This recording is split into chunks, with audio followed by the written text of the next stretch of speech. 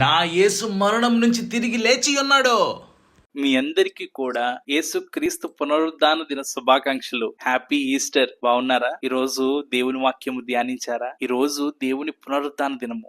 యేసు ప్రభు మనందరి కోసం చనిపోయి రక్తం కార్చి మన కోసము తిరిగి లేచిన రోజు. ఈ రోజు మనం ఎంత సంతోషానందంతో ఆరాధించాలి, దేవుని స్తుతించాలి. ఈ రోజు మీరు ఎక్కడుండి మీరు ఈ వీడియో చూస్తున్నా దగ్గరలో ఉన్నటువంటి చర్చికి వెళ్ళి దేవుని ఆరాధించండి, దేవుని స్తుతించండి. దేవుడు ఎంతగానో సంతోషిస్తాడు. ఈ రోజు మనకు అనుగ్రహిస్తున్నటువంటి వాగ్దానం చూస్తే యేసుప్రభు వారు మార్తతో ఇలా అన్నారంట, పునరుద్ధానమును నేనే, జీవమును నేనే, నా యందు విశ్వాసముంచు ప్రతి వాడు చనిపోయినను తిరిగి లేచును అని యోహాను సువార్త 11వ అధ్యాయము 25వ వచనంలో ఇలాగూ చెప్పుచున్నాడు. మనందరము కూడా దేవుని యందు నిరీక్షణ ఉంచి, దేవుని యందు నమ్మకం ఉంచి, దేవుని యందు విశ్వాసం ఉంచి మనందరము ఏదో ఒక రోజు చనిపోయే వాళ్ళమే. ఆ రోజు దేవునితో కలిసి మనము ఆయనతో పాటు జీవించేటట్టుగా ఉండాలి. ఈరోజు దేవుని చెంతకు చేరి నేను ప్రార్థించి, ప్రభా మా అందరి కోసం నువ్వు బలి అయ్యావు కదా, మా పాపాలన్నింటినీ క్షమించిన ఆయన అని చెప్పి అడిగితే ఎంత బాగుంటది.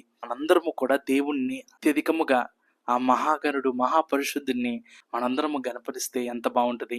మీ అందరికీ కూడా మరొకసారి మీకు మీ కుటుంబ సభ్యులకు అందరికీ కూడా క్రీస్తు నామంలో మీ పునరుద్ధాన దిన శుభాకాంక్షలు తెలియజేస్తున్నాను. Happy Easter. చిన్ని వాక్యము. దేవుడు దీవించును గాక.